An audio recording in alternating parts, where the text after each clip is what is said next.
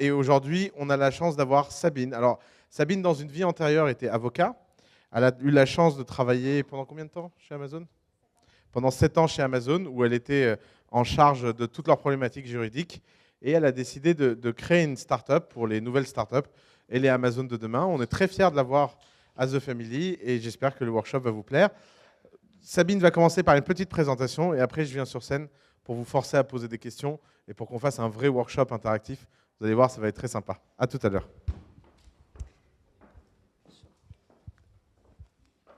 Alors, tout d'abord, bonjour à tous. Est-ce qu'il y en a beaucoup qui ont déjà créé leur start-up ici? Ok. Pardon. Eh bien, bienvenue à vous et bienvenue à tous les autres qui se posent la question de savoir quand, comment, pourquoi et avec qui créer sa start-up. L'idée de Guacamole, c'était d'abord, c'est parti d'un constat que la plupart des start-up qui accélèrent, qui vont très très vite, ont souvent plein de gens autour d'eux qui les conseillent très bien, mais souvent aussi une documentation juridique, une création, un processus de création de société plutôt vertueux et avec les bons docs.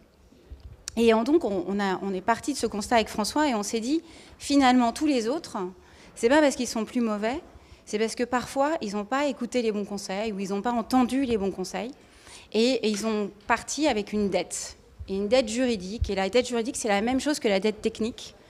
Vous partez au départ avec plein de convictions.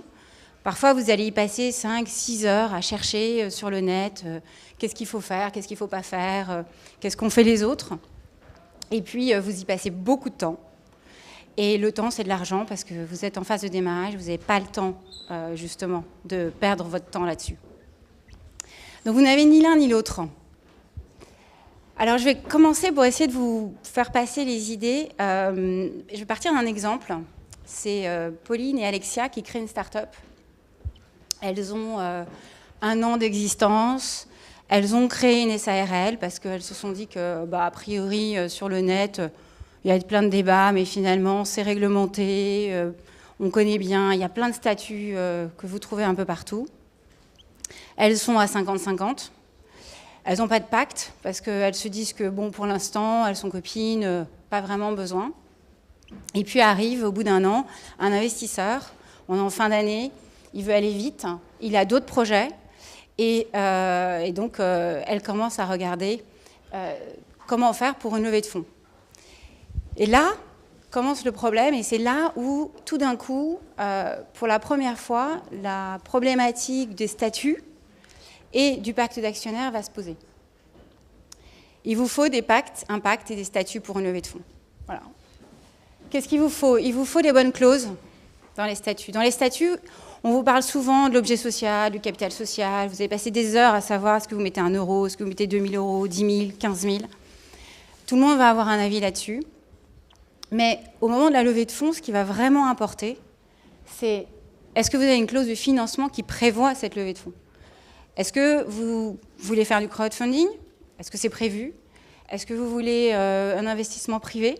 Est-ce que c'est prévu dedans? Si ça ne l'est pas, il faut repasser par la case départ, c'est-à-dire modifier les statuts. Après, est-ce que vous avez des clauses d'agrément, des clauses de préemption, des clauses de souscription prioritaire? Tout ça, ça va paraître du jargon, mais ça devient très concret lorsqu'un investisseur veut rejoindre votre équipe. Parce que ça veut dire que tout le monde doit être d'accord pour qu'ils viennent. Imaginez que Pauline et Alexia ne soient pas d'accord sur l'investisseur. Peut-être qu'il y en a une de deux qui préfère donner les actions à leur nouveau CTO. Donc, toutes ces questions-là doivent être posées avant. Et puis après, il y a le formalisme. Et là, on vous parle de chronologie juridique. Et la chronologie juridique, ça veut dire que vous ne pouvez pas faire une chose avant l'autre. Et lorsque vous faites une levée de fonds, vous devez commencer par convoquer une assemblée générale. Et là intervient la forme de la société. Si vous faites une SAS, vous l'avez prévu dans les statuts, c'est complètement libre, vous faites ce que vous voulez, ça peut être 8 jours, ça peut être 7 jours, ça peut être 15. Mais lorsque vous êtes dans une SARL, c'est beaucoup plus compliqué parce que c'est 15 jours minimum, et c'est légal, il n'y a pas de hack, c'est comme ça. Et puis, si vous n'avez pas prévu la convocation avec un email, eh bien, c'est par une lettre recommandée. Donc, vous vous retrouvez à la poste, à compter les jours. Et puis, si vous vous dites, allez, je vais faire ça par email, vous pouvez, c'est plus 20 jours. Donc, vous êtes déjà à plus d'un mois. Et puis après, vous vous dites, bon, bah, je vais faire un formulaire en ligne. Ah, c'est pas possible avec les SARL. On va faire des votes à distance. 15 jours de plus. Bref, si vous n'avez pas pris la bonne forme juridique, vous vous retrouvez pour une levée de fonds à plus d'un mois et demi, rien que pour des délais. Et parce que vous voulez aller vite et parce que vous avez un esprit start-up et vous dites qu'il y a forcément un truc pour contourner tout ça, eh ben, vous avez passé des heures avec votre expert comptable ou avec un avocat ou avec des amis qui l'ont déjà fait pour essayer de trouver comment on va réussir à contourner le problème. Sauf que vous êtes sur des problématiques juridiques et que la SARL, c'est une forme de société qui est très fixe, figée un peu dans le code, un peu vieillotte, et donc il n'y a pas véritablement de contournement. Donc qu'est-ce qu'il faut retenir? C'est que la SARL, c'est cher et c'est long. Que la SAS est beaucoup plus rapide et beaucoup moins cher. Parce que tout ce temps que vous allez perdre en discussion, que ce soit vous, que ce soit votre investisseur, qui va vous dire bah, parlez avec mes avocats et résolvez le problème, pour lui aussi, ça va être cher. Parce que ces gens, ils facturent à l'heure. Et pas au forfait. Pas toujours. Donc, à retenir, des statuts adaptés vous permettent de simplifier votre levée de fonds. Après les statuts, je vais vous parler du pacte. Pourquoi un pacte, c'est important? D'abord, ne pas attendre, parce que dans le pacte, il y a la clause de vesting. Et vous savez tous, et Pauline et Alexia le savent très bien, une start-up, c'est d'abord les fondateurs. Ils ont l'idée, vous la développez, vous mettez tout votre temps, votre énergie. Et donc, lorsqu'un investisseur arrive, eh ben, il va d'abord regarder qui vous êtes, combien de temps vous avez mis, combien d'énergie vous mettez dedans. Et il a besoin de vous pour faire croître, parce que vous voulez que l'entreprise explose, la start-up explose. Donc, il a besoin que vous restiez. Et dans le pacte, on prévoit des clauses de vesting. Alors, arrêtez-moi si vous ne savez pas ce que c'est une clause de vesting, mais en gros, c'est une clause par laquelle on détermine à l'avance combien d'actions restent dans votre poche le jour où vous quittez la start-up. Je vous la fais simple. On pourra y revenir tout à l'heure si vous avez des questions. Et donc, cette clause de vesting, elle commence à courir à partir du moment où vous la signez. Plus vous attendez pour la signer, et plus ce vesting va être long.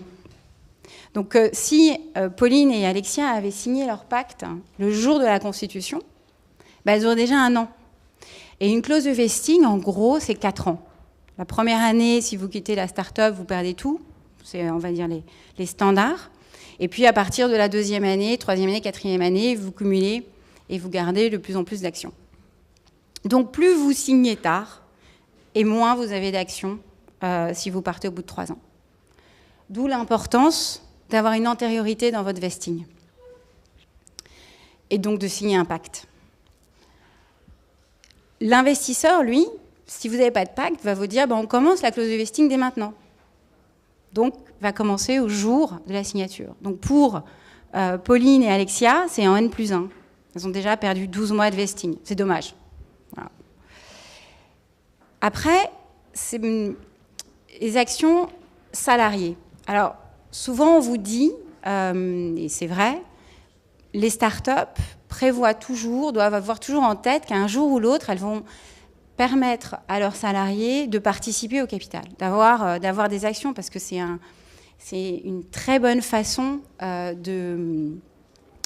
d'encourager les personnes qui vont vous rejoindre, de les intéresser au succès de la start-up. Au moment où vous avez un investisseur, si vous n'avez pas de pacte ou si vous n'avez pas prévu une réserve d'actions dans un coin de votre tête, l'investisseur, lui, il va négocier 20%, 10%, 5% de votre start-up. Et puis vous avez passé 1 mois et demi à négocier les termes, pourquoi, comment. Et puis arrivé à la fin, on regarde comment est réparti le capital. Le capital, c'est 100%. 20% pour l'investisseur, ça veut dire que Pauline et Alexia, elles ont 40 chacune. Et puis là, il va leur dire, oui, mais attention, vous allez recruter. Pour recruter, il faut des actions. Qui donne ces actions? Et de facto, vous allez négocier pendant 1 mois et demi. Il est temps de signer parce que c'est la fin de l'année ou parce qu'il y a une échéance ou parce que vous avez vraiment besoin de ce cash, parce que vous avez lancé des projets. Vous ne pouvez pas vous tourner vers lui et lui dire bah, c'est 5 de moins pour chacun. Donc, qu'est-ce qui se passe? Tout le monde va donner une partie de ses actions, mais c'est plutôt les fondateurs et pas l'investisseur. Parce que lui, il a négocié ses 20%. Il les a évalués. D'où la deuxième importance d'avoir un pacte, et d'avoir un pacte dans lequel il est prévu que 10% des actions, ou 15%, ou 20%, vous mettez ce que vous voulez, soient réservés pour les salariés. Au jour où il y en aura, et au jour où il faudra les attribuer. La troisième raison pour laquelle on pense que ça vous coûte très cher, et là, c'est plus psychologique qu'autre chose, ça vous coûte cher de ne pas avoir de pacte, parce que le pacte, c'est comme un contrat de mariage. Vous prévoyez au moment où tout va bien, ce qui pourrait se passer au moment où ça va moins bien. Et au moment où vous avez un investisseur pour lequel l'intérêt, c'est que la boîte, elle fonctionne, que vous restiez longtemps, que vous mettiez le plus d'énergie, parce que lui, il veut un retour sur investissement, il veut vous aider, mais il veut aussi que l'argent qu'il vous donne lui rapporte, vous rapporte, que ça soit bénéfique pour tout le monde. Si à ce moment-là, vous n'êtes pas solide, si à ce moment-là, vous ne savez pas comment ça se passe entre vous, dans le cadre d'un pacte, ben vous êtes moins fort vis-à-vis de lui. Lui, il va toujours pousser pour défendre ses intérêts. Vous devez faire corps pour défendre les vôtres et qu'il y ait une relation saine entre vous pour que, justement, la négociation avec les investisseurs soit meilleure. Donc, voilà pourquoi nous, on pense que plus vous anticipez ce type de choses, moins vous avez de dettes, parce que vous êtes prêt au jour J. Si Pauline et Alexia avaient pris une SAS, déjà, elles auraient pu faire leur deal en 8 jours. Elles auraient pu faire des convocations par email. Elles auraient pu avoir des votes par email. Donc, imaginez qu'il y en ait une des deux qui soit en voyage parce que c'est Noël et elle est en famille. Ou l'investisseur lambda qui soit lui-même en voyage. Si elles avaient signé un pacte, elles auraient déjà 1 an de vesting derrière elles, qu'elles auraient pu négocier avec leur investisseur. Et donc avoir un nouveau vesting peut-être que de 3 ans, peut-être de 4, peut-être de 5, mais aussi peut-être que de 3 ans ou de 2 ans. Les statuts et le pacte, c'est pas que du papier. C'est pas aussi simple qu'un document que vous allez prendre sur le net. C'est beaucoup de travail. Mais s'il est adapté et s'il correspond à vos besoins, parce que vous êtes une start-up et vous voulez aller vite, bah ça peut aller très vite et ça ne sert à rien de perdre son temps. Il y a aujourd'hui sur le marché plein d'offres qui vous permettent justement de gagner du temps et d'éviter beaucoup de rendez-vous avec des experts qui vous en font perdre du temps. Soyez smart. Trouvez, cherchez ce qui vous convient. Guacamole est une solution, mais si vous avez des questions, je pourrai répondre plus tard. Ce n'est pas l'objet de cette présentation. Allez là où vous pensez qu'on répond à vos besoins primaires, aux premiers besoins pour démarrer. Après, plus tard, vous aurez toujours le loisir d'aller voir des experts parce que votre société, vous allez aller dans tous les pays, donc vous aurez besoin d'une structure qui soit internationale. Mais ça, c'est pour après. Au démarrage, vous avez besoin d'une bonne documentation avec les clauses qui vont bien pour une levée de fonds et d'être serein pour le jour où ça arrive. Voilà. Ce que je voulais vous dire, petite introduction. Est-ce que vous avez des questions?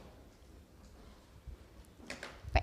Oui, merci. Bonjour à tous. Donc, moi, je me pose beaucoup de questions en ce qui concerne les clauses anti-dissolution. Parce qu'il paraît que le grand danger, c'est de se faire mettre à la porte par ses investisseurs quand on est fondateur.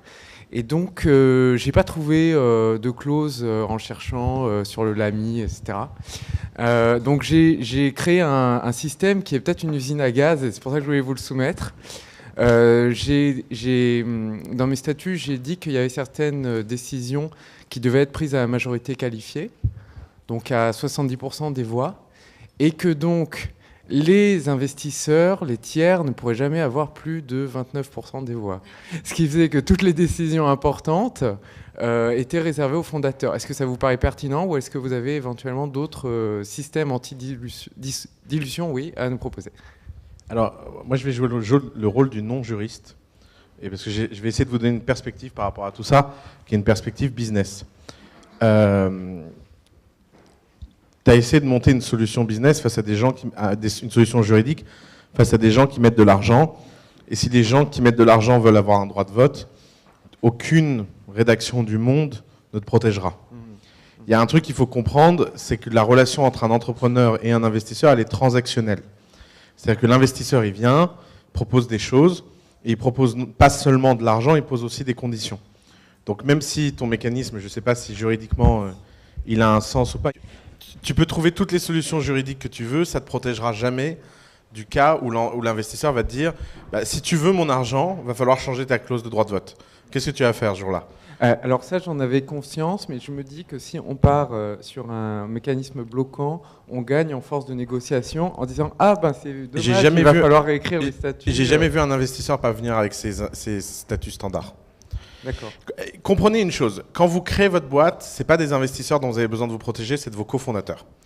La solution Guacamole, elle n'est pas construite pour vous protéger des investisseurs parce que rien ne peut vous protéger de vos investisseurs que le fait que votre boîte marche bien. Oui, alors déjà, il y a une hypothèse cachée dans ton raisonnement, qui est limite paranoïaque, qui est que les investisseurs cherchent à virer les entrepreneurs.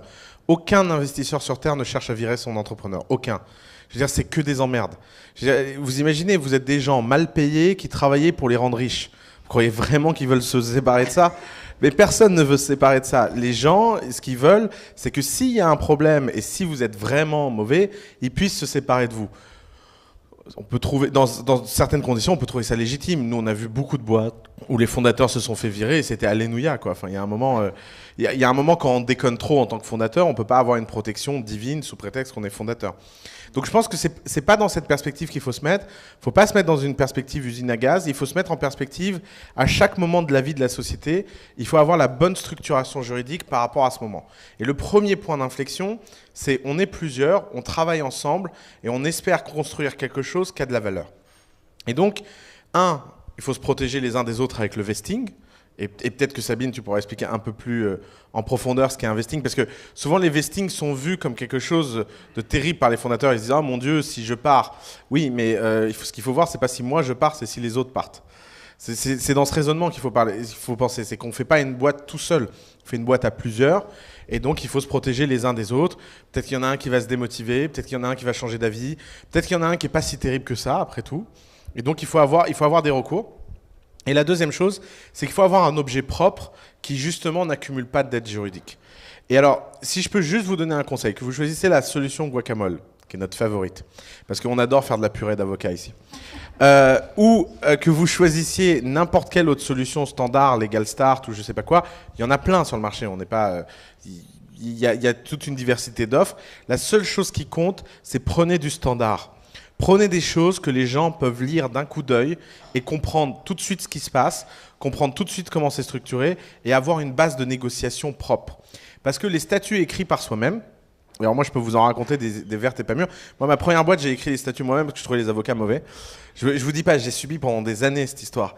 Parce que personne réécrit complètement les statuts. Ce qui se passe, c'est qu'à chaque tour, il y a un type qui change un truc quelque part et vous finissez avec un objet complètement incohérent, complètement ingérable, où même un juge n'arrive pas à se prononcer. Moi, j'ai eu le problème avec des associés où les documents sont arrivés devant les juges et le mec s'est dit mais c'est quoi ce truc? Enfin, je sais même pas comment me prononcer en fait. Donc vous voulez pas finir dans ce genre de situation. Le légal, ça doit vous protéger du pire scénario et retenez une règle de base qui est vraiment une règle très importante psychologiquement. Tout le monde s'en fout du juridique tant que ça marche. Le juridique, ça ne sert à rien quand ça marche. Je veux dire, vous pouvez structurer votre boîte à l'envers. Si ça marche, vous inquiétez pas, il n'y a que des solutions.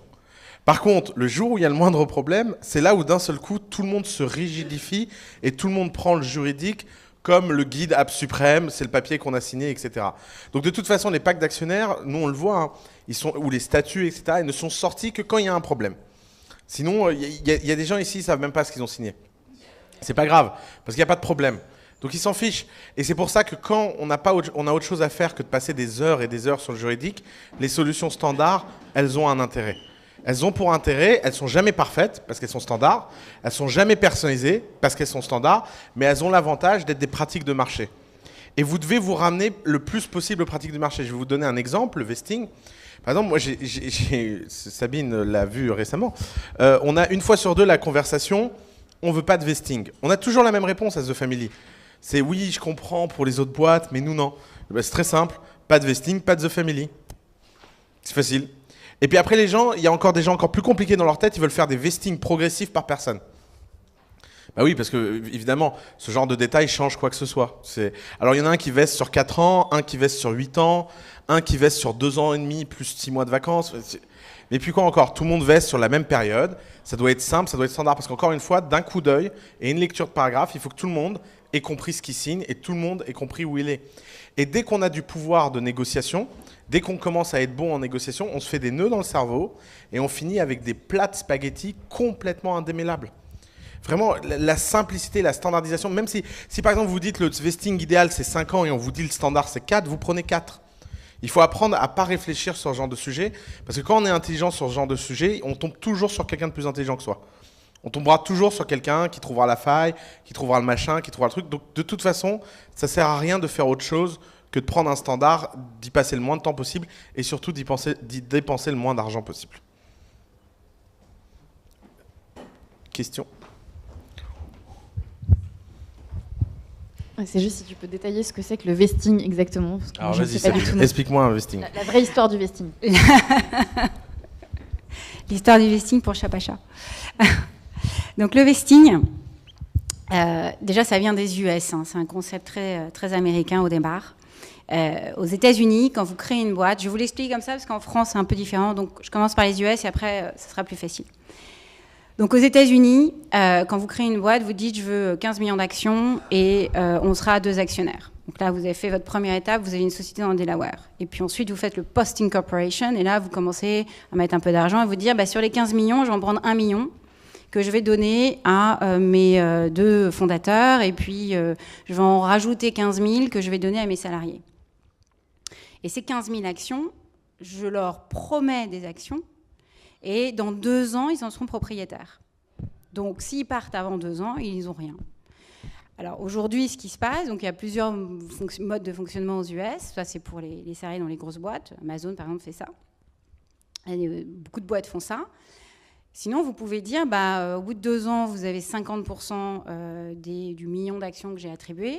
Et puis, au bout de 3 ans, vous aurez plus 25%. Et puis, le dernier 25%, 3 mois plus tard. Donc, vous faites ce que vous voulez. En France, c'est différent. Parce qu'en France, quand vous créez une société, vous devez attribuer 100% du capital.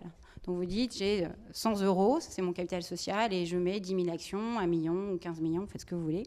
Mais vous déterminez un nombre d'actions qui est 100% attribué.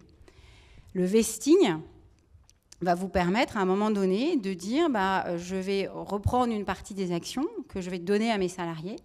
Donc ça va être 10% du capital en général. Ou mes cofondateurs. Donc 10%, enfin moi c'est à peu près entre 10 et 15%, c'est ce qu'on voit la plupart du temps. Et donc, vous devez les donner. Vous ne pouvez pas faire comme aux US, dire je te les promets, tu les auras que dans 2 ans. Donc, vous les attribuez. Et un vesting qu'on dit à la française, c'est en fait une promesse de restitution. Et on signe un contrat comme quoi si la personne qui a reçu ces actions s'en va au bout d'1 an, 2 ans, 3 ans, 4 ans, il rend une partie des actions qu'on lui avait données. Voilà ce que c'est. Donc c'est exactement l'inverse du système américain. La règle standard, c'est que un bon vesting, c'est 4 ans et on gagne 1/4 tous les ans. C'est-à-dire que si on crée une boîte tous les 2 ensemble, tu as 50%, j'ai 50%. Et au bout d'1 an, tu me dis, j'en ai marre de travailler avec toi, c'était sympa cette année, mais moi j'arrête là. Dans ce cas-là, tu vas garder 1/4 de tes 50%, ça fait 12,5. Et moi, je vais récupérer les 37,5. Et ensuite, il y a toutes les complexités à N personnes. Si on est 10, on va récupérer à la quote-part de chacun celui qui part. Mais le vesting, ça permet de simplement signifier quelque chose de très simple en termes business. C'est que les actions, un fondateur ne les gagne pas en échange du chèque de 10 € qu'il a fait pour les acheter. Encore 1 000 € de capital social, c'est les gens riches, ça. C'est pas en échange des 10 € qu'il a fait qu'il les a gagnés, c'est en échange des années de travail qu'il t'a promis. Si on s'associe tous les deux, une start-up en moyenne, ça met 7 ans à être bâtie. Si je me barre au bout de 6 mois et je te dis c'est très sympa, merci beaucoup pour le tiers de la boîte, tu vas te retrouver avec un point mort. Au sens littéral, c'est que tu auras un tiers de ton capital qui sera attribué à quelqu'un qui ne travaille plus. Alors comment tu vas expliquer ça à tes investisseurs? Tu vas venir voir les gens, tu vas dire ma boîte elle est géniale, on a une équipe super. Et d'ailleurs on a un type dans l'équipe, il était tellement content qu'il est parti au bout de 6 mois. Alors il est tellement fort qu'en 6 mois il a fait du travail qui vaut 10 ans. Mais vous inquiétez pas, on est plutôt à l'aise avec le fait qu'il ait un tiers. C'est pour ça qu'il faut absolument se protéger contre les démissions, contre les fautes graves, contre les fautes lourdes, contre tout ce qui fait qu'à un moment, tu as envie de te séparer de ton fondateur, d'un cofondateur. Oui, Serge, vas-y.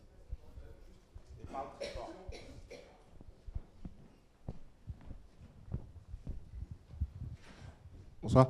Bonjour.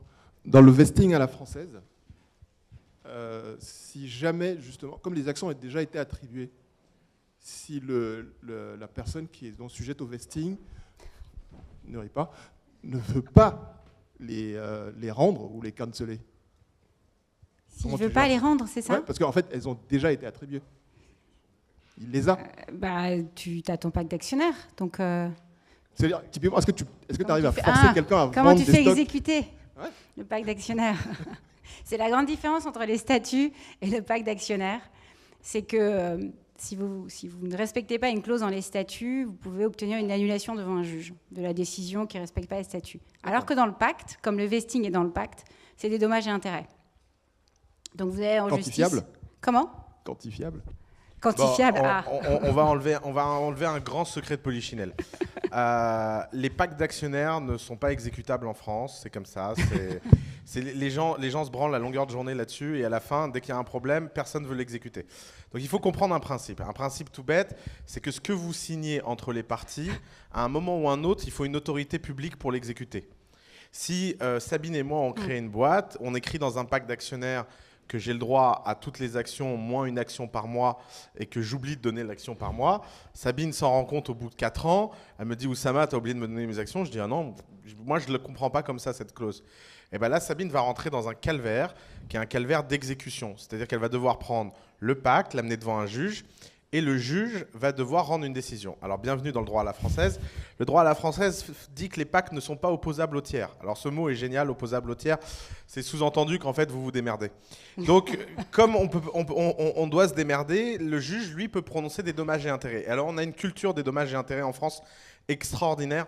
Par exemple, nous, on a le cas d'un type qui n'a pas rendu ses actions dans une boîte qui vaut 50 millions d'euros et qui a été condamné à payer 5 000 € de dommages et intérêts pour non-respect du pacte d'actionnaires. Encore un juge qui a une notion économique extraordinaire. Donc, effectivement, le pacte d'actionnaires, vous devez le voir aussi comme un gentleman agreement. Parce qu'à l'inverse, les gens qui ne respectent pas le pacte d'actionnaires, ça c'est, et les gens qui ne respectent pas le pacte d'actionnaires, leur carrière est finie dans le monde des startups. C'est-à-dire que vous ne pouvez pas vous protéger au-delà du fait qu'il y a un document légal qui impose des règles et les gens ont une parole. Et alors, à l'inverse, c'est très très rare, nous on le voit, quand les gens signent quelque chose, ils y croient. C'est que je pense que la plupart des gens qui donnent leur parole la respectent. Et je pense que dans 99% des cas, les gens... D'ailleurs, il y a une expérience de psychologie sociale qui le démontre. Si vous laissez votre ordinateur et quelqu'un vient le voler, il y a à peine 10% des gens qui courent après le voleur. Si vous dites aux gens de surveiller votre ordinateur avant de partir, 90% des gens courent après le voleur. Parce qu'on a donné sa parole, c'est tout bête. Quand on n'a pas donné sa parole, il ne faut pas déconner, hein, une course, tout ça. Mais quand on a donné sa parole, c'est différent. Et je pense que les relations entre cofondateurs, l'intérêt d'un pacte, c'est aussi de poser les règles sur la table et d'être d'accord sur ces règles et de donner la chose la plus importante, qui n'est pas du droit, qui est sa parole. Parce que dans un monde où tout se sait sur tout le monde, je peux vous dire que votre plus grand actif, c'est votre parole. Vous pouvez faire un coup une fois, et d'ailleurs réfléchissez-y si vous êtes dans la situation. Nous, le conseil qu'on donne à tous les entrepreneurs qui ont des problèmes, c'est soyez calme, soyez sympa, tout le monde s'en souviendra. Parce que, ok, peut-être que ce n'est pas dans cette start-up, peut-être que vous allez perdre quelque chose, peut-être que cette start-up va valoir beaucoup, mais vous allez en bâtir d'autres des start-up. Vous ne devez jamais voir votre vie comme un seul projet. Vous devez comprendre que vous écrivez votre CV entrepreneurial et le respect des pactes d'actionnaires, le fait d'être un gentleman dans les pactes d'actionnaires, c'est une part très importante de ce CV. Mais on va pas te mentir, Serge, on sait que tu as des problèmes, c'est foutu. Mais je voudrais juste rebondir sur ce qu'on disait sur les valeurs juridiques d'un document. C'est comme des statuts, même si les statuts, vous pouvez aller voir un juge. Si c'est pas compréhensible, si c'est pas lisible, votre protection derrière les statuts ou un pacte ou un contrat, même un contrat de licence ou de cession de marque, des choses comme ça, c'est très relatif. Parce que vous ne pouvez jamais, même en aller voir le meilleur avocat, qui vous fera un contrat de 50 pages. Déjà, en général, quand ça fait 50 pages, là, c'est illisible et personne ne le lit, donc personne ne comprend rien. Il ne vous protégera jamais à 100% des risques. Voilà, donc je rejoins Oussama là-dessus. Ne croyez jamais qu'un document que vous allez signer va vous protéger de 100%. Ça vous protège sur l'évident, sur ce que vous pouvez prévoir aujourd'hui, parce que voilà, vous vous mettez d'accord sur des scénarios, mais c'est tout. Oui. Je comprends le vesting dans le cas de quelqu'un qui veut partir. Bon, bah ok, tu pars, mais avant la fin de la première année, tu n'as rien. Maintenant, toi, tu veux peut-être pas partir, mais nous, on aimerait que tu partes. Comment ça se passe? Parce qu'à la limite, le mec, il se met au point mort et il reste au maximum, il joue la montre pour pouvoir toucher le maximum de vesting. Alors nous, dans les documents Guacamole, on n'a pas fait de bad liver, good liver, parce qu'on trouve que c'est compliqué. Bon, après, il y a des débats là-dessus. On a fait une clause de liver. Donc pour nous, quelqu'un qui part, quelles que soient ses raisons, parce qu'il ne veut plus ou parce qu'il a changé de vie, à partir du moment où il s'en va, où les autres lui disent il faut que tu partes parce que tu n'investis plus ton temps dedans. Donc deux peuvent virer un troisième. Ouais. Donc, mais il faut quand même qu'il y ait des bonnes raisons, parce qu'on a des clauses d'exclusivité, temps passé. Et... Si vous êtes deux, par définition, on ne peut pas se virer l'un l'autre. Hein. Parce que c'est le principe de la majorité. Ouais. Hein. C'est qu'il faut à un moment être quelqu'un d'autre que soi-même. Sinon, il n'y a pas de majorité à deux, en fait. À deux, on n'est que dans l'égalité. Quand on est deux cofondateurs et qu'on n'a pas d'investisseurs, les levers sont donc forcément liés à la démission et à rien d'autre. Et d'ailleurs, c'est pour ça que c'est des situations... De toute façon, quand on est deux et qu'il y en a un qui part et qu'on n'a pas encore d'investisseur, la probabilité que la boîte vaille quelque chose est de 0. Donc c'est un cas pas intéressant, en fait. Parce que si tu te retrouves... Nous, on l'a... Alors, je peux vous raconter une histoire qu'on a eue récemment, que je trouve stellaire, complètement stellaire. Vous avez deux fondateurs qui créent une boîte ensemble. Alors, ils créent la boîte, ils glandent pendant 6 mois, donc ils font de la R&D. Ils ont une sorte de début de proto. Ils arrivent à The Family. Et première office hour, ils se tombent sur je sais pas qui, Balthazar ou Miguel ou je sais pas qui leur dit les gars, faut arrêter. Hein, si vous voulez une start-up et vous êtes une start-up, il faut des clients.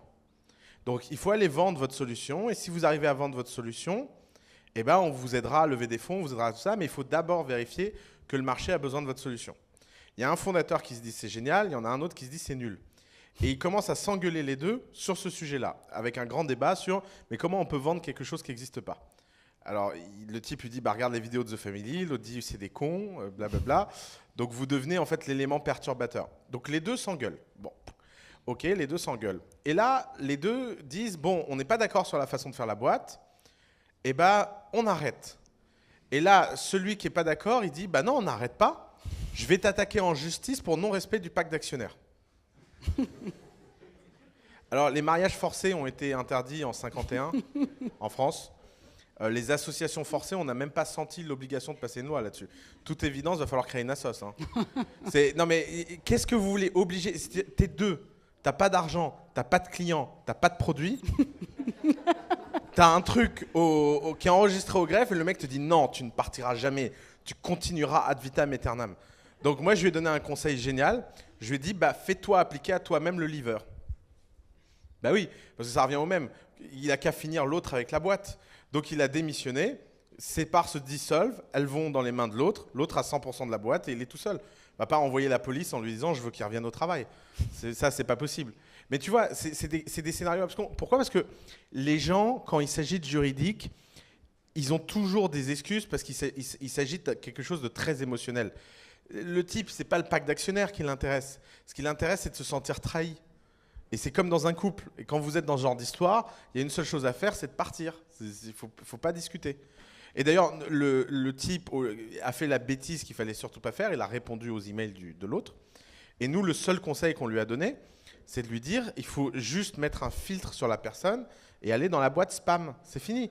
La relation est rompue, la relation est rompue. Il n'y a rien à faire. Tu vas pas prendre des avocats pour discuter avec les avocats du type sur est-ce que la boîte doit continuer ou pas et est-ce que l'intuition personnelle est rompue ou pas. Donc tu rends tes actions et tu passes à autre chose. Et ça, il faut être très clair là-dessus. Il n'y a pas... Arrêtez de vous protéger de cas qui n'existent pas. Le seul cas qui doit vous intéresser, c'est que votre boîte marche. Tout ce qui est autour, c'est artificiel en fait. Et vous n'avez pas de boîte tant que vous n'avez pas de marché. Et vous n'avez pas de marché tant que vous n'avez pas de clients. Et vous n'avez pas de clients tant que vous n'avez pas de clients. Question. Alors, ouais, vas-y, micro. Et après, on...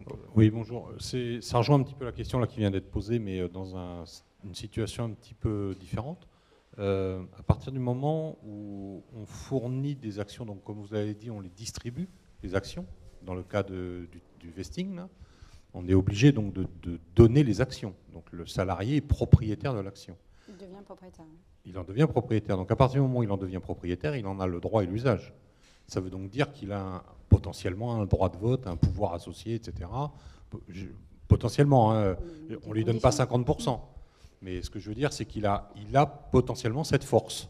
À la différence de la version américaine où on donne les actions au bout d'un certain temps. Et donc il n'a rien tant qu'il n'a pas atteint la période. Là en France, c'est dès le début, on dit voilà, on te donne tant d'actions, t'en es propriétaire. Et oui, c'est là où j'arrive pas à bien faire la différence. On met des plans, on met en place des plans, donc on conditionne quand même les actions que vous allez donner à vos salariés. C'est pas la même chose. Enfin, vous créez en fait une catégorie d'actions pour vos salariés avec certains droits.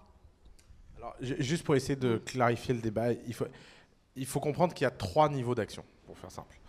Il y a les actions que les fondateurs ont, il y a les actions que les salariés ont, et les actions que les investisseurs ont. Ces 3 types d'actions ont des règles, des droits et des devoirs spécifiques. Donc, ton fondateur, ton cofondateur, même s'il est soumis à vesting, il a la pleine jouissance de ses actions et de ses droits de vote dès le premier jour. Parce qu'un cofondateur qui n'aurait pas cette jouissance, ce n'est pas un cofondateur, c'est un employé. Ensuite, les employés, si tu as peur de ce genre de choses, de blocage ou de choses, c'est très facile de leur enlever leur droit de vote pendant la période de vesting. C'est une condition de ce qu'on appelle un plan d'attribution. Et d'ailleurs, il y a plein de façons d'attribuer les actions aux salariés. C'est toujours très compliqué. Et en général, quand vous êtes avec des salariés, autant passer par un avocat. Parce que ça veut dire que vous allez en attribuer plein.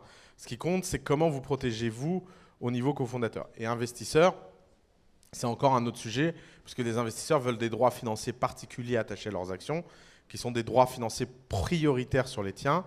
Et donc, ils vont prendre encore une autre catégorie d'actions. Je ne sais pas si ça répond à ta question, mais tout est possible en fait. C'est ça la... Oui, enfin, vous rapportez un élément supplémentaire qui est de dire que dès le départ, il faut créer ce type d'action dans les statuts. Ça, c'est fait... Oui, en fait, on prévoit la possibilité de le créer, puisque au moment où vous constituez, il n'y en a pas de salariés. Vous n'êtes que des fondateurs. Donc à ce moment-là, il est doit être prévu dans les statuts qu'il y a une possibilité un jour de créer ce type de plan. Et à un moment où vous le créez, c'est à ce moment-là où... Déjà, votre société, comme disait Oussama, elle est déjà grandi. Donc, vous avez une meilleure visibilité sur les droits que vous pouvez attribuer ou pas aux uns et aux autres. Et à ce moment-là, vous déterminez votre plan. Nous, notre avocat nous a conseillé plutôt de passer par des BSPCE ou des BSA. Oui. Oui. Non, après, il y a des... Alors, après, il y a une dimension fiscale. C'est-à-dire que d'un point de vue juridique, que tu passes par des BSPCE, des actions, des machins, les principes sont à peu près les mêmes. Les BSPCE ont un avantage fiscal en France, c'est que les gens ne vont pas se faire matraquer quand ils les exerceront. Mais encore une fois, quand vous rentrez dans le but du jeu, c'est d'avoir une structure propre qui permet d'émettre ce genre d'action au prix du lancement. Parce que c'est un grand sujet, parce que pourquoi on émet tout de suite les actions salariées quand on crée une start-up ? C'est que le but du jeu, c'est de pouvoir émettre les actions salariées au prix d'émission. Et au moment où ça a été voté, et non pas au prix de la valorisation, ou du moins de se laisser la possibilité de pouvoir offrir des actions à ce prix-là. Et c'est ça qui est important. Donc le sujet du BSPCE, c'est un choix fiscal, c'est pas un choix juridique. C'est que pour la plupart des salariés, dans la plupart des startups, c'est intéressant de passer par un plan de BSPCE. Mais à la fin, ça reste des actions, ça reste des droits. Ouais, là-bas et on revient. Et le pacte de non-concurrence? Ah, la clause de non-concurrence. Oui, pardon. Oui, ça existe. Alors, la clause de non-concurrence, pour ceux qui ont travaillé dans des entreprises, c'est souvent dans des contrats de travail. On vous dit, le jour où vous partez, vous n'avez pas le droit pendant 6 mois, 1 an, 2 ans. Et elle doit être rémunérée, et elle doit être limitée dans le temps et dans l'espace. J'ai travaillé sur ce genre de clause pendant 7 ans, à essayer de trouver le bon wording, comme on dit. C'est impossible. Donc je vais être un peu clivante, et pardon pour les avocats en droit social, s'il y en a ici. Une clause de non-concurrence dans le monde de l'Internet, déjà, il n'y a plus de territoire, parce que vous avez vocation à aller partout, donc interdire à quelqu'un de faire un réseau social en Espagne alors que vous êtes en France, ça n'a absolument aucun sens. Vos compétences sont multiples, donc déterminer la compétence, c'est impossible. En revanche, ce que vous pouvez faire, et c'est ce qu'on propose nous dans les pactes Guacamole, c'est de circonscrire à des concurrents directs. Parce qu'au démarrage, vous avez quand même un marché, vous démarrez sur un marché, vous pouvez plus ou moins le définir, même si vous avez vocation à aller ailleurs. Et donc, si vous partez, s'il y a un des fondateurs qui part chez le concurrent direct, qui fait exactement la même activité sur le même marché, c'est plus facile de la mettre en œuvre. Mais sachez que à nouveau, ce sont des clauses qui sont vraiment plus des bonnes intentions où on ne va pas être déloyal les uns vis-à-vis des autres, mais le jour où vous allez en justice, vos chances de succès sont quand même relativement faibles. Et surtout, plus la start-up va grossir et plus le périmètre de la clause va être difficile à déterminer. Et alors, point business là-dessus, les clauses de non-concurrence sont vraiment des clauses du passé, en fait. C'est des prises de tête pour rien du tout. Parce qu'à la fin, si quelqu'un part chez votre concurrent, de toute façon, votre problème, il est plus grave que de l'empêcher pendant 6 mois de le faire. Donc, vous feriez mieux de gérer. En fait, moi, ce qui me choque beaucoup avec le légal en général dans les startups, c'est que j'ai l'impression que les startups pensent que le légal est une solution à leurs problèmes. On va prendre le cas de la non-concurrence. Les gens se disent, il n'y a pas de problème, j'ai pas besoin de bien traiter les gens et de faire très attention à leurs sentiments parce qu'ils ont une clause de non-concurrence. Ah oui, mais bon, le problème, c'est que les gens ne les respectent pas forcément, les clauses. Ils peuvent changer, ils peuvent y aller, etc. Donc, à mon avis, il faut plutôt régler ce genre de problème au niveau business qu'au niveau légal. Parce que, effectivement, comme dit Sabine, c'est des clauses spaghetti, quoi. Enfin, si tu tombes... Parce que la non-concurrence, c'est grave quand il y a des vrais enjeux. On le voit aux États-Unis. Alors, il faut savoir que la Californie a une particularité aux États-Unis, c'est que les clauses de non-concurrence sont illégales en Californie. Et c'est ce qui a fait la grandeur de la Silicon Valley. C'est que les types ont justement pu circuler de boîte en boîte et amener le savoir de boîte en boîte. Et c'est pour ça qu'ils ont eu une telle croissance. Ils y ont gagné beaucoup plus que le permettent. Mais par exemple, récemment, Apple a embauché un type de chez Intel qui était à New York, au bureau de New York. Et il y a eu un procès de 5 ans pour clause de non-concurrence. Apple a été condamné à 55 millions Apple a été condamné à 55 millions de dollars de dommages et intérêts. Et ça a l'air génial comme ça sur le papier. Sauf que ce qui se passe, c'est qu'Intel a perdu sa business unit processeur chez Apple, donc pour les iPhones. Donc à mon avis, c'est des milliards par an qui sont perdus. Ils peuvent payer 55 millions. Donc ces clauses-là, en fait, sont des clauses de grandes entreprises qui ne sont pas à votre échelle et qui n'ont pas de sens à l'échelle des startups. Et vous devriez plutôt être content que les gens circulent, en fait. Parce que voyez-le dans l'autre sens. C'est-à-dire que ça veut dire que vous aussi, vous pouvez aller piquer des gens aux concurrents. Les gens se voient toujours comme des victimes dans le droit, mais on peut des fois être un peu attaquant aussi. Donc ça veut aussi dire qu'en face, ils auront du mal à appliquer la clause et que si vous êtes meilleur que la concurrence, il ne faut pas hésiter à aller chercher quelqu'un de bien et de le faire travailler chez vous.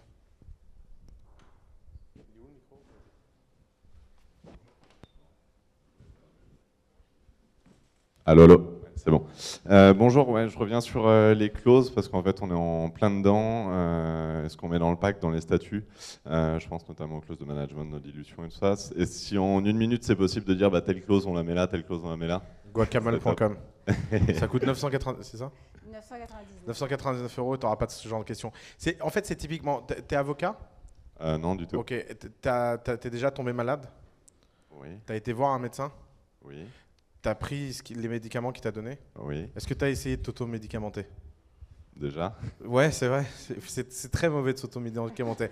C'est le genre de truc qu'il faut éviter. Non, mais ce genre de décision et s'auto-médicamenter, c'est la même chose. Elle n'osera pas parce qu'elle n'est pas agressive commercialement. Et je dis guacamole ou n'importe quoi d'autre. Les autres sont mauvais, mais c'est pas grave. Le but du jeu, c'est justement que tu n'aies pas ce genre de questions à te poser. Parce que ce genre de questions, il y a une seule façon de bien se les poser, c'est la pratique et l'expérience. Vas-y. En fait, on est dans ce cas de figure, mais on a déjà un cabinet d'avocats spécialisé, un cabinet d'avocats plus généraliste. Mais j'aime bien la vision aussi de The Family, et c'est vrai que c'est intéressant. Et tu te dis qu'il te faut en plus... Tu as un cabinet d'avocats généraliste et spécialisé. J'aime bien les avis et j'aime bien The Family, c'est pour ça. D'accord, mais justement, en fait, si je peux vous donner une leçon The Family, c'est concentre-toi sur ce qui compte, et de toute évidence, tu n'es pas en train de te concentrer sur ce qui compte. C'est-à-dire que si tu as un cabinet d'avocats généralistes et spécialistes et qui ne sont pas capables de te sortir en 24 heures ce qui est bon pour toi, change d'avocat en fait. C'est pas, on fait confiance, on avance. Exactement. Mais tu vois, tu viens de dire le bon mot, c'est il faut faire confiance et avancer. Et nous, on le voit, hein, on peut classer nos entrepreneurs entre défiance et confiance. Et comme par hasard, les gens dans la confiance progressent beaucoup plus vite. Et c'est un point très rationnel. C'est par exemple, moi, c'est une leçon que je me suis faite il y a quelques années. Il y a quelques années, j'ai noté dans un Excel tous les gens qui m'avaient arnaqué dans l'année. Et je me suis rendu compte que les arnaqueurs, c'était à peine 10% de la population.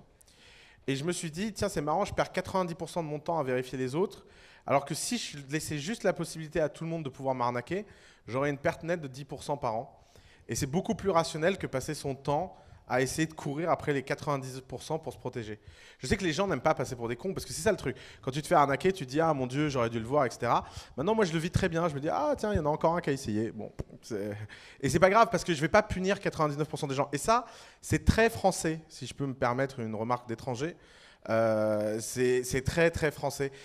En France, il y a ce truc où on punit 99% des gens parce que 1% des gens se comportent mal. Et on le voit dans toute notre architecture de pays. Vous allez à la Sécu, on vous emmerde parce qu'un jour, il y a un type qui a acheté une boîte de Doliprane gratuitement, quoi. Et donc, vous savez que la fraude à la Sécu en France coûte moins cher que la défense contre la fraude à la Sécu. Ce qui est génial, la fraude à la Sécu, c'est 300 millions par an. Les dispositifs de fraude, c'est 700 millions par an. Bravo, quoi. On perd 400 millions par an à emmerder tout le monde parce qu'il y a 300 millions par des petits malins qui nous emmerdent. Donc, il faut faire très attention à ça, et notamment... D'autant plus quand vous êtes entrepreneur, parce que quand vous êtes entrepreneur, vous devriez optimiser qu'une seule et une seule chose, votre temps, et rien d'autre. Et c'est pour ça qu'on est à fond sur les solutions standards, c'est parce qu'on pense que justement, c'est parce qu'elles ne sont pas parfaites qu'elles sont extraordinaires. C'est parce qu'elles vont résoudre 80% des problèmes, et les 20% restants, vous les traiterez, quoi. Je suis sûr qu'il y a plein de gens qui vont s'incorporer sur Guacamole et qui vont découvrir qu'il y avait la clause qu'il ne fallait pas pour eux dans leur cas spécifique. Et c'est pas grave, ils paieront un avocat, ils régleront ça. Et c'est pas important, parce que ce qui est important, c'est d'avancer, en fait. Je voudrais juste rebondir, je vais vous donner un autre exemple récent. C'est Elon Musk sur Tesla, qui a fait un communiqué de presse courant de cette année, où il a annoncé que son budget de défense des brevets, parce que souvent on a la question, ah oui, mais mes brevets, ma propriété intellectuelle, blablabla, c'est vachement important, hein. Il y a plein de cas dans lesquels il y a des gens qui ont des histoires. Aujourd'hui, Elon Musk, il a regardé ce qui s'était passé, les guerres entre Apple, Samsung & Co. Et il s'est dit, maintenant, je vais arrêter de dépenser de l'argent à déposer 100 brevets par jour. Ça coûte beaucoup d'argent. Ça coûte de l'argent en avocat, en expert, en dépôt, en maintien des dépôts. Et je vais prendre cet argent et forcer mes ingénieurs à aller plus vite que la concurrence. Parce que de toute façon, mon brevet il va être copié et que ça me coûtera plus cher de le défendre que de donner de l'argent à mes ingénieurs pour qu'ils aillent plus vite que ceux qui vont les copier. Parce qu'ils ont déjà de l'avance. Donc voilà, je veux juste rebondir parce que c'est un exemple qui m'avait beaucoup marqué et je trouve qu'on ne le fait pas assez. On veut toujours tout protéger, même des idées. Aujourd'hui, on nous demande, est-ce que sur Guacamole, vous protégez les idées? Non. De toute façon, une idée, ça ne se protège pas. Ce qui se protège, c'est un droit d'auteur, c'est une œuvre. Mais allez démontrer que votre site internet, votre marketplace, même s'il y a un super design, est protégeable. Bon courage. Et vous allez perdre du temps et de l'argent. Voilà. Bonjour Christophe. Donc nous on a déjà créé une SAS, on ne s'est pas trompé, donc a priori. On s'est trompé sur l'avocat puisque j'ai appris plein de choses aujourd'hui. Même si on a été voir un avocat spécialisé business, mais pas start-up. Donc il y a plein de choses qu'on va devoir faire très vite. Ma question, c'était par rapport à quelque chose que Sama avait dit lors d'une vidéo sur Mark Zuckerberg, qui aujourd'hui était propriétaire d'une très faible partie du capital, mais qui avait conservé des droits de vote très forts. Et je voulais savoir si c'était quelque chose qui était... à quel moment c'était quelque chose de pertinent, ou vous avez un intérêt, ou pas, de le penser ou pas. C'est pas anticipable, mais c'est négociable. C'est le genre de choses, encore une fois, ça sert à rien. Par exemple, je sais qu'il y a des gens qui essaient de mettre ça dans les statuts bien en amont, en se disant parce que c'est en amont, parce que c'est déjà là, les gens ne discuteront pas. Donc c'est pas anticipable. C'est vraiment une discussion très dure à avoir avec les investisseurs. Comment ? Et c'est une négo. Donc c'est pas anticipable, mais c'est négociable. D'expérience, et pour faire un tout petit aparté là-dessus, il y a une seule façon de négocier ça, c'est d'être très successful et d'être prêt à ne pas être valorisé à la hauteur de son succès. Faut comprendre deux choses. Un investisseur, il a deux choses sur vous. Il a le prix qu'il paye pour avoir une part de votre capital, et il a les conditions qu'il a qui protègent le prix qu'il a payé. Plus le prix est bas par rapport à votre valeur réelle, plus il sera apte à ne rien regarder du côté juridique. C'est-à-dire que les investisseurs qui sont les pires casse-pieds au niveau juridique sont détentes quand ils font une bonne affaire, je ne vous le dis pas. Donc il faut juste avoir ça en tête, et il faut savoir ce qui est important. Et notamment, ce que je dis dans cette vidéo, c'est que quand même Facebook a toujours levé en dessous de leur valo de marché. Premier tour de table, ils pouvaient lever à 20 millions de valos, ils ont levé à 5. Deuxième tour de table, ils pouvaient lever à 200, ils ont levé à 100. Troisième tour de table, ils pouvaient lever à 700, ils ont levé à 500. Donc c'est des gros discounts, c'est pas anodin. Je veux dire, mettez-vous dans la peau d'un Mark Zuckerberg. Vous avez quelqu'un qui vous dit je suis prêt à investir à 20 millions de valos, et vous le refusez pour quelqu'un qui met 5 mais qui accepte vos conditions juridiques. C'est un gros discount. Ça veut dire perdre 10% de la boîte plutôt que 3% de la boîte. C'est pas anodin en fait. Donc c'est votre seul espoir pour obtenir ce genre de clause extraordinaire de pouvoir en fait.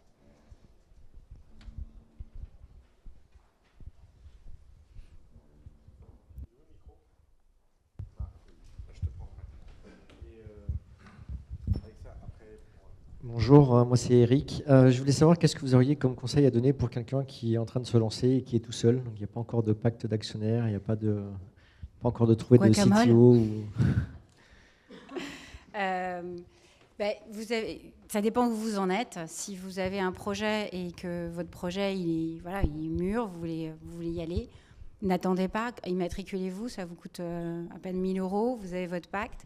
Nous, souvent, on conseille aux fondateurs, même seuls, d'avoir leur propre pacte, parce que déjà, ça leur permet de se dire, le jour où il y a quelqu'un qui arrive, vous avez déjà commencé votre clause de vesting, donc vous avez déjà un peu d'antériorité. Et puis, par ailleurs, ça vous donne une bonne base de négociation le jour où quelqu'un arrive, un investisseur, un cofondateur, parce que vous avez déjà un document sur lequel vous pouvez commencer à réfléchir. Donc, il n'y a pas de raison aujourd'hui d'attendre. Si ça vous coûtait 5 000 €, je vous dirais oui, attendez de voir si vous avez un marché, plein de clients, et là, oui, ça vaut le coup. Mais à partir du moment où vous voulez vous lancer, vous êtes sûr de vous. Aujourd'hui, pour 1 000 €, il y a d'autres solutions, mais pour 1 000 €, vous pouvez démarrer demain. Pas de raison d'attendre.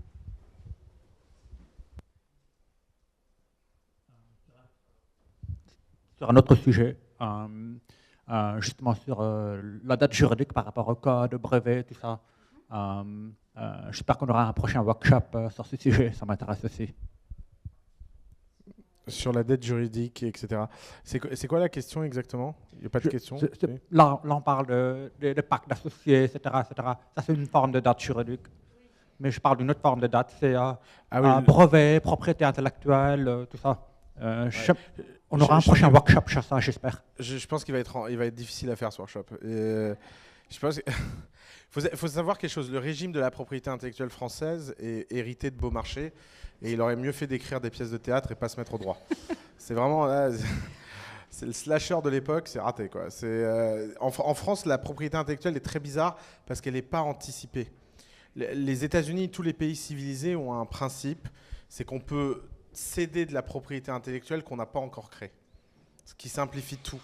C'est-à-dire qu'il y a un codeur qui vient dans ton entreprise, tu l'embauches et tu dis tout le code que tu produiras dans le cadre de mon entreprise m'appartient. Et c'est un paragraphe.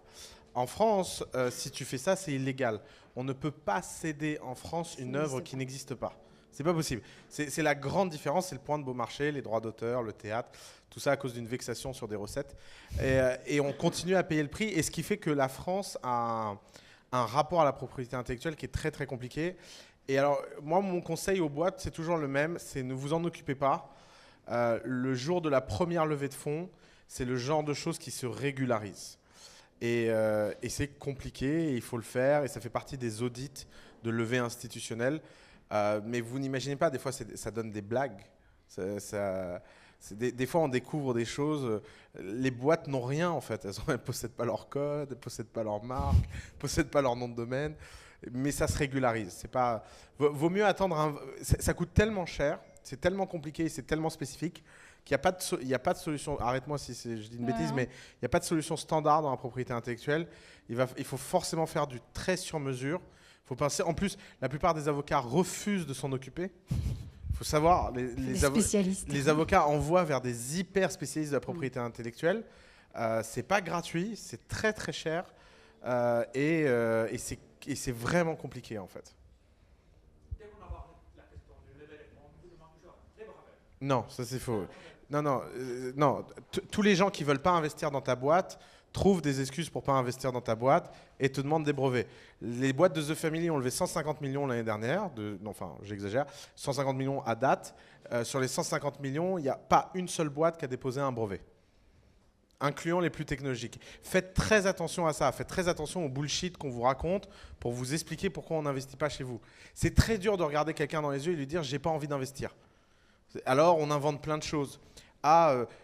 Si ton marché il était mieux, si tu avais un brevet, puis forcément l'entrepreneur en face il se dit ah oui c'est vrai ça, tiens j'ai pas de brevet, bon je vais aller déposer un brevet. Et en plus l'excuse du brevet c'est l'une des meilleures parce que c'est le labyrinthe, t'as le Minotaure au bout quoi. Le mec te dit il faut un brevet, là tu commences dans ce chemin et t'en ressors plus en fait. Tu te fais bouffer par le Minotaure, t'es fini. Hein, non, vraiment, c'est très très rare. Tu crois que Blablacar a le moindre brevet? Ils n'ont pas de brevet. Est-ce que Algolia a le moindre brevet? Ils n'ont pas de brevet, etc. etc. Et on parle de boîtes qui ont des valos délirantes. Donc la propriété intellectuelle, c'est un sujet de spécialiste, c'est un sujet de riche, c'est pas un sujet de pauvre. C'est-à-dire qu'il faut avoir quelque chose à protéger, et à ce moment-là, ça se protège, et puis on gère, et on rattrape. Et c'est pas une dette très compliquée à payer quand on a de l'argent. Il y a des dettes plus compliquées. Corporate, l'argent ne résout pas les problèmes. C'est ça le grand problème du corporate. C'est que si ton assemblée générale n'est pas bonne, si ton PV de rémunération des mandataires n'est pas bon ou je sais pas quoi, ça ne se rattrape pas en fait. À moins de faire des antidates bizarres et tout et de rentrer dans des pratiques que personne ne recommandera ici. Ouais, vas-y.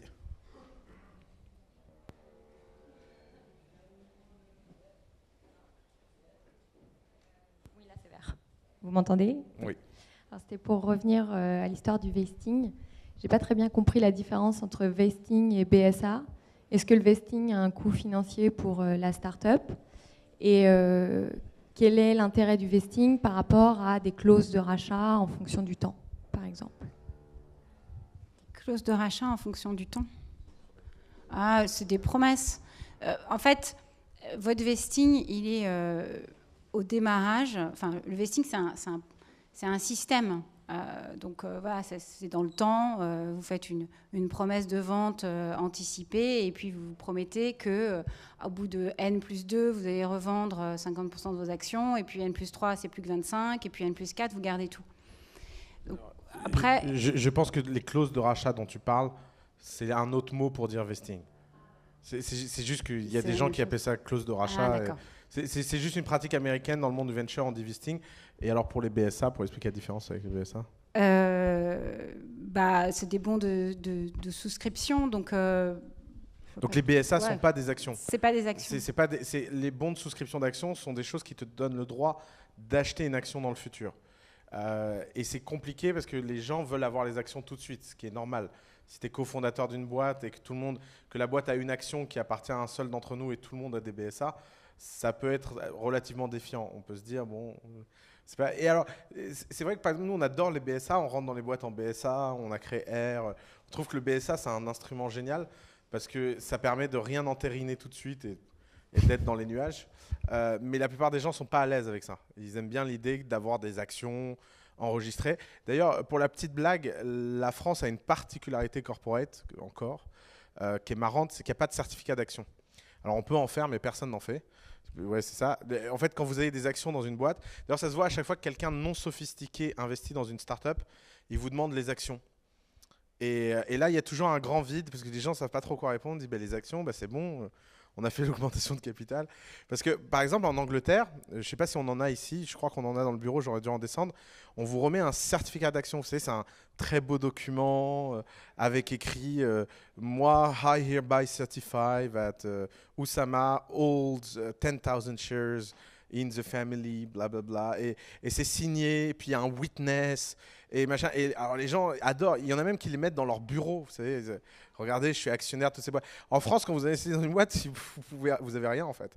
Vous recevez, à la rigueur, vous avez un bulletin de souscription qui dit que vous avez acheté des actions. Tout le monde les perd. C'est un truc. Heureusement que personne ne les demande. Et alors, les certificats d'action, c'est très drôle en Angleterre parce que si vous le perdez, vous perdez vos actions. Et donc, passer la joie psychologique d'avoir ce genre de documents, vous rentrez dans des emmerdes pas possibles quand vous commencez à en avoir beaucoup de où c'est que je les stocke, comment je les stocke, il faut un coffre, il ne faut pas de coffre, etc. Donc, la France est très immatérielle et c'est pour ça que je pense qu'on n'a pas la culture du BSA. Parce que tout simplement, on ne voit pas pourquoi, vu que les deux sont virtuels, on préfère encore des actions un peu plus physiques. Ouais, vas-y. Une question par rapport au code source. J'ai quitté mon taf il y a 4 mois et en gros mon CTO a pris mon PC et a supprimé tout le code source de la boîte. Est-ce légal ou c'est base de données, code source, enfin... C'est une question intéressante. Mais tu étais salarié, salarié, oui. Mais tu avais un contrat CDI, tout en règle, déclaré. Ouais, et tu avais une clause dans ton contrat qui prévoyait que tu cédais... En fait, si c'est légal, la question, elle dépend de la situation et de la relation que tu avais avec ton employeur à ce moment-là.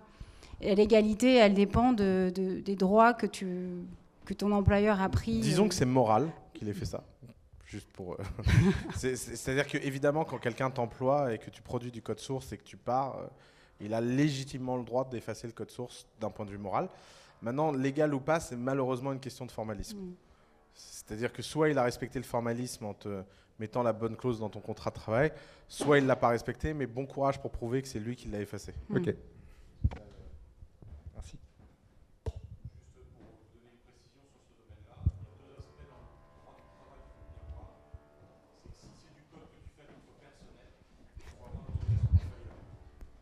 Parce que c'est le matériel de l'entreprise. Voilà, donc ça, il ne faut juste pas oublier ça. À partir du moment où on utilise le matériel de l'entreprise à titre personnel, on n'a pas le droit. Voilà.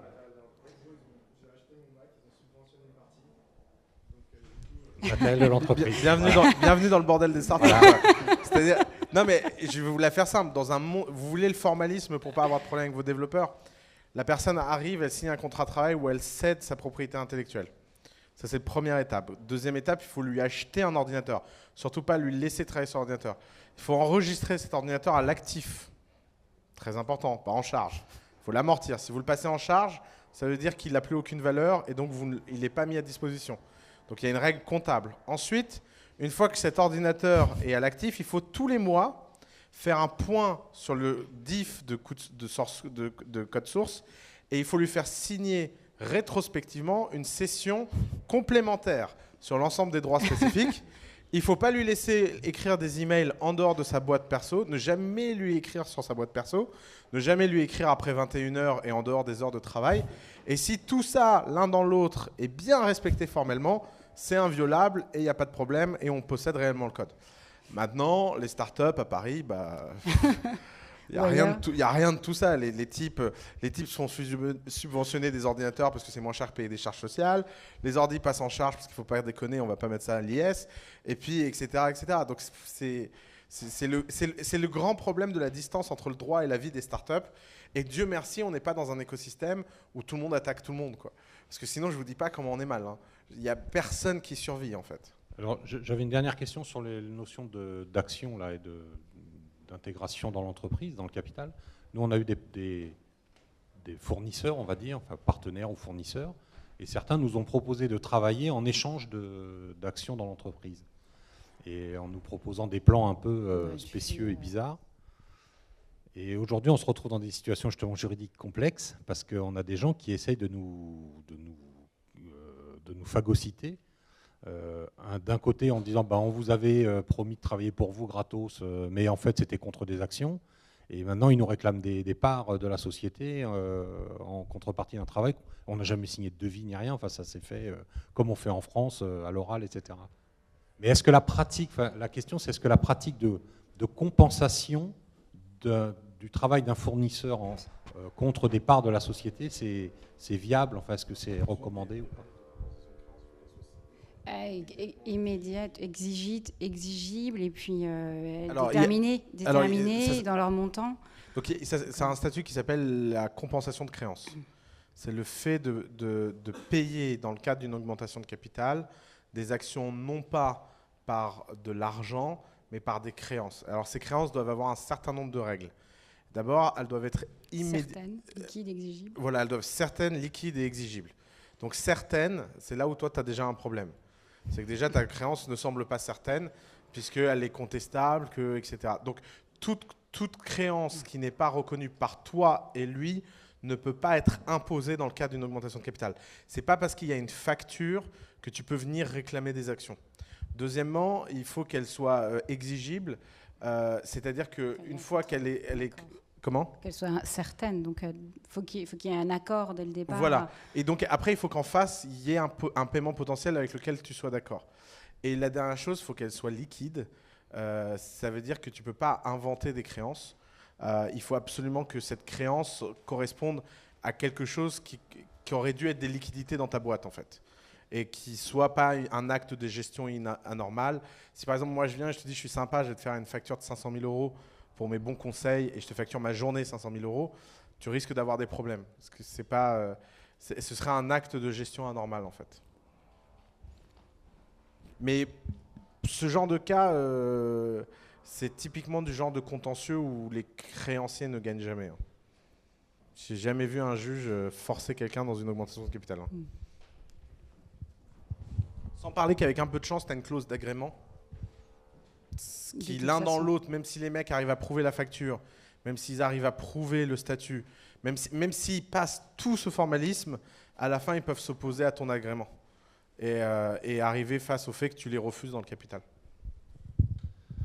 Est-ce qu'une convention de croupier peut être un handicap dans la mise en œuvre des choses? La convention de croupier. Pas mal, celle-là. Ouf. Je ne sais pas. Je suis très honnête, je ne sais pas. D'accord. La convention de croupier est un vieil outil qui n'existe plus en droit français depuis 1972. Merci. Comment je change d'avocat? Mais qui reste légal sous un régime particulier qui est la création de sociétés de participation. Alors je connais ça parce que la convention de croupier, c'est un outil qui est très utilisé dans le cadre de co-investissement et surtout dans tous les cadres où on a besoin de rester confidentiel.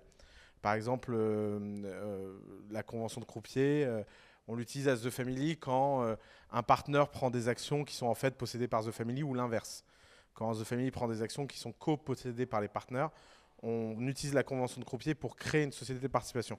Alors le formalisme sur les sociétés de participation, c'est qu'elles doivent être déclarées aux impôts le jour de leur création, et le caractère occulte de la croupe, ça ne s'invente pas, le caractère occulte de la croupe ne dispense pas d'une déclaration aux impôts.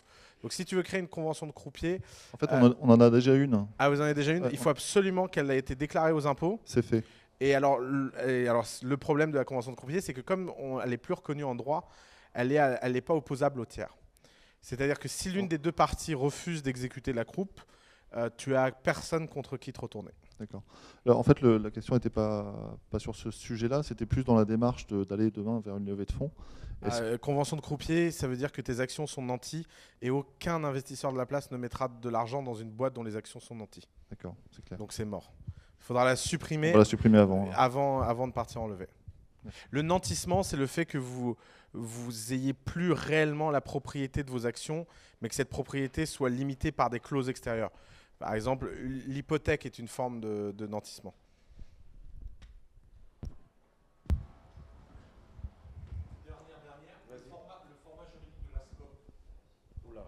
Sortir de tout ça, ne jamais rentrer dans tout ça. Jamais. Ça c'est va de rétro Satanas pour une raison simple, c'est que dès qu'on commence à être malin en termes de droit, on n'a plus de jurisprudence, on n'a plus de pratique, on sait plus contre quoi s'appuyer et on est sous le coup, sous le joug d'avocats spécialisés qui ne sont pas forcément les meilleurs conseils, etc. Parce que tu rentres dans un monde qui est tellement spécifique que tu risques des gros problèmes. Donc quand tu es une startup qui a pour vocation de lever des fonds, tu fais une SAS et tu ne cherches pas.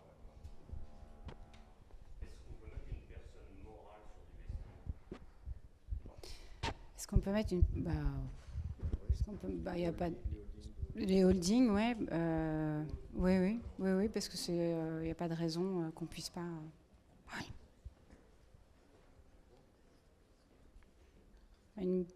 Souvent, le vesting est souvent sur les dirigeants. Donc, on peut avoir un dirigeant qui soit une personne morale dans une SAS, donc il n'y a pas de raison qu'on puisse pas le faire. Dernière question. Allez.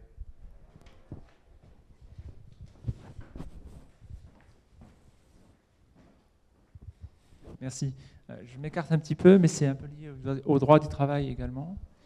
Quand on cherche quelqu'un pour commencer à travailler dans une start-up qu'on ne connaît pas bien, vous recommandez à juste titre de travailler longtemps avec lui avant de lui donner des actions, etc.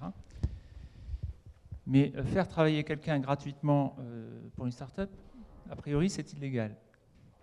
Alors, quels sont les outils juridiques ou comment on s'en sort pour faire travailler quelqu'un avant de lui donner quelques droits que ce soit?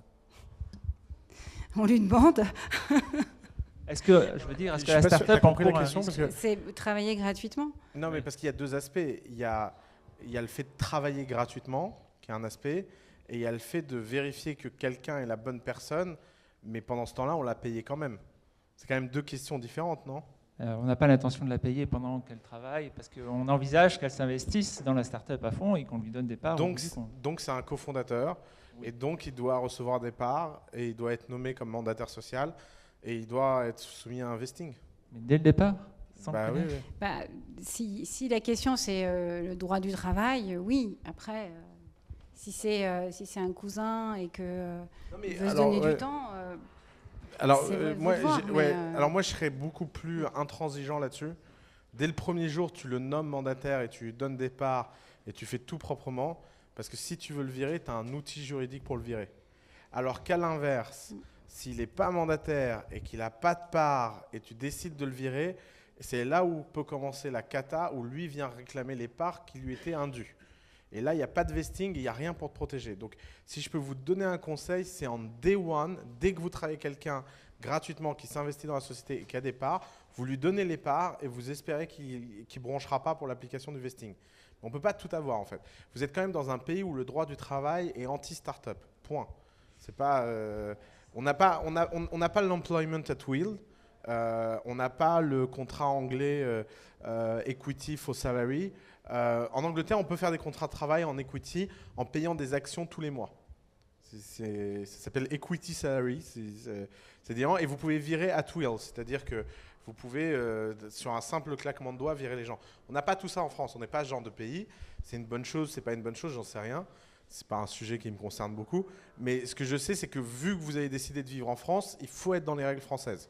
Ça, tous les gens qui pensent pouvoir vivre dans un pays, profiter des infrastructures du pays et pas vivre dans les règles du pays, sont des psychopathes.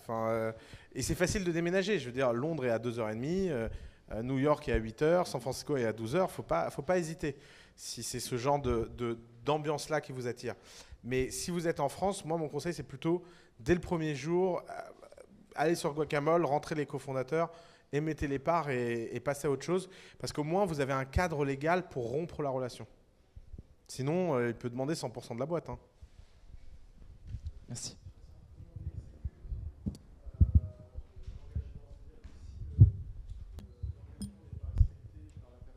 D'avoir des parts, et on ne la connaît pas bien d'ailleurs.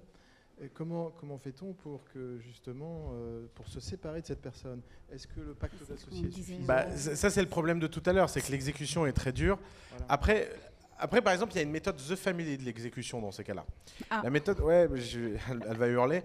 La méthode The Family, c'est de dire comme on risque des dommages et intérêts, autant mettre les dommages et intérêts contre vous qu'avec vous. Okay. Tout simplement. C'est-à-dire que vous l'exécutez de force, vous-même. Vous décidez que vous êtes la loi, vous enregistrez le CERFA et alors un truc qui marche très bien aux impôts, c'est d'amener le pacte d'actionnaires, d'appliquer le vesting, d'inscrire les parts forcées en cession et de dire j'ai pas la signature de la personne en face parce qu'il refuse mais j'applique le vesting. La nana aux impôts, elle y connaît rien, elle tamponne et elle passe à autre chose. Et après, tu dis au type, bon courage maintenant que c'est enregistré pour aller devant un tribunal et subir des dommages et intérêts. Et tu prendras cher, tu prendras 5 000 € de dommages et intérêts. J'espère que tu tomberas sur le même juge que de l'autre côté, tu vois. C'est-à-dire que comme on est dans une culture où les dommages et intérêts ne vont jamais chercher très loin, vaut mieux les subir et voir ça comme un ticket de parking que d'essayer de les faire subir à quelqu'un d'autre.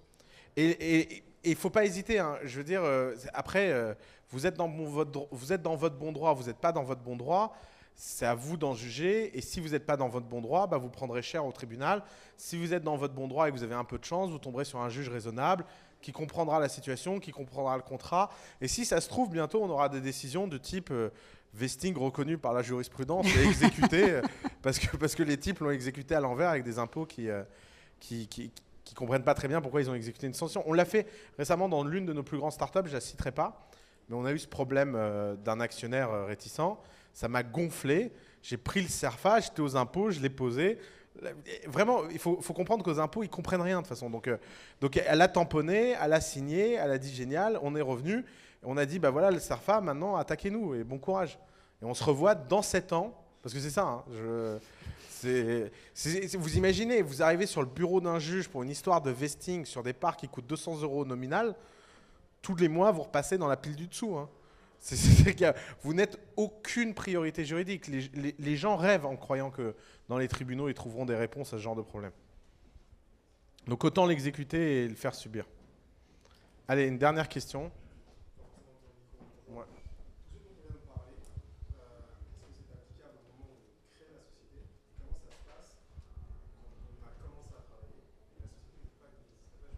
Alors www.guacamole.com. Voilà, non mais c'est vraiment parce qu'en fait, je vais vous expliquer avant, fallait aller voir un avocat, fallait faire plein de choses, c'était compliqué, etc. Maintenant, donc avant notre conseil, c'était de dire attendez le plus tard possible pour créer la boîte. Maintenant, c'est 999 € dont la majorité de toute façon vont en droit de greffe en fait. Je sais pas combien c'est exactement les droits de greffe, mais en fait, sur les 999 € que vous payez, la majorité va en droit de greffe. Tout est là, vous signez, vous mettez vos cofondateurs et en day one, vous êtes protégé juridiquement avec quelque chose qui marche dans 80% des cas. Oui, mais juste comment? Exactement. Ah oui, donc mon conseil, c'est créer la société le plus vite possible. Oui, parce que sinon, vous êtes en société de fait. Et là, c'est vos biens personnels qui sont exposés. Vous êtes à risque, surtout. Sur le droit du travail, sur votre imposition, sur les risques que peut prendre la société. Je veux pas faire de catastrophisme, mais soit vous êtes auto-entrepreneur, mais vous êtes quand même responsable personnellement, soit vous n'avez aucun régime, vous êtes en société de fait, donc tous les gens qui travaillent avec vous sont responsables. Si vous vous engagez vis-à-vis de tiers sur des contrats, c'est vous à titre personnel. Donc,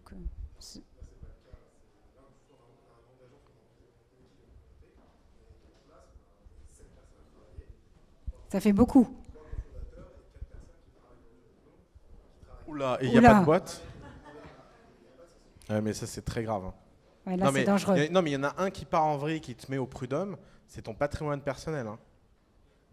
C'est pas, là, il n'y a aucune protection. Et en illimité. Je veux dire, c'est la fête du slip. Hein.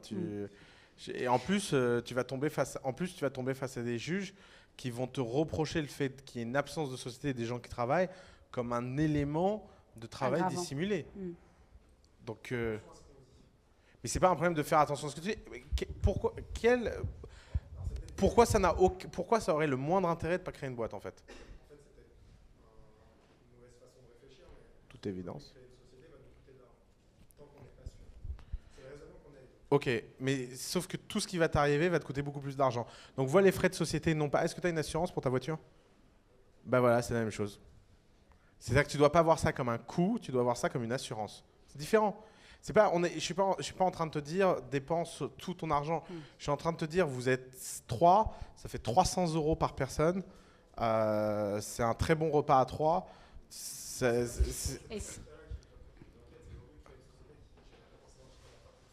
Ouais. Bah, qu'est-ce que ça va te coûter? Après, tu as longtemps avant que ça te coûte quelque chose. Hein. Parce que, ah non, ça c'est ce qui est génial avec la SAS, c'est peut-être quelque chose que tu n'as pas précisé, c'est que la SAS ne coûte que si elle rapporte. Il n'y a pas de charge sociale, il n'y a pas de RSI, il n'y a pas toutes ces joyeusetés qu'on a dans le monde. Ah oui, non. La SAS, c'est un truc qui est génial, c'est qu'en plus, tu peux, si tu n'as aucune activité, tu peux clôturer les comptes toi-même au bout d'un an. Les déclarations de TVA, tu mets 0,0. Tu gardes toutes tes factures dans un carton le jour où tu feras ta compta. C'est d'une simplicité de gestion et c'est un coût annuel qui est proche de 0 en fait. D'accord, je comprends mieux. Une SARL? Ah ouais, non mais là... Non mais le SARL, en plus, on te prend de l'argent sur des revenus fictifs. Donc quand le RSI trouve qu'il n'y a pas assez de revenus, il se dit « Oh, on va en rajouter un peu, les gens ne verront rien. » Donc tu peux très très mal finir avec ça. Donc non, la SAS n'a aucun coût de fonctionnement. Parce que c'est un héritage de l'artisanat et du régime spécifique des artisans. Et la SARL a été créée dans une optique qui était de donner un régime social particulier aux artisans, qui n'était pas un régime de double imposition. Dans une SARL, les bénéfices sont imposés dans la main des associés. Dans une SAS, les bénéfices sont imposés au niveau de la société avant d'être imposés dans les mains de la société.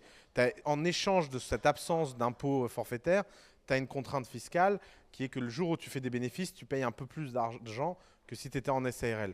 Mais en même temps, dans une SARL, tu n'as pas de patrimoine, puisque c'est dans les mains des associés, alors que dans une SAS, tu crées des actions qui ont de la valeur de long terme.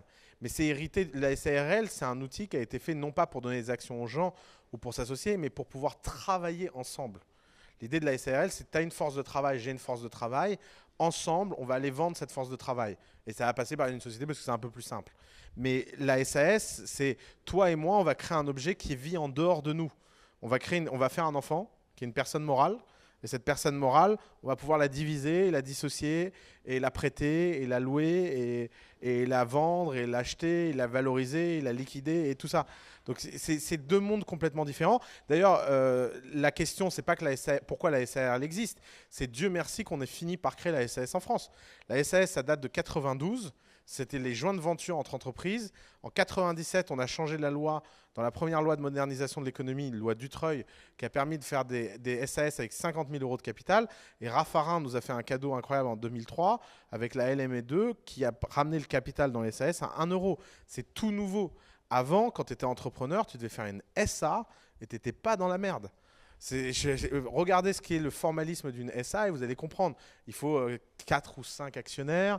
7 actionnaires, il faut des 37 administrateurs, 500 € de capital il faut social. du capital, enfin, c'est n'importe quoi. Donc la SAS a été un objet qui a été créé un peu par hasard, qui a un peu vécu sa vie et qui est devenu l'objet entrepreneur parce que la communauté des entrepreneurs se l'est approprié en fait. Allez, bon appétit pour ceux qui vont aller manger. Merci beaucoup, à bientôt.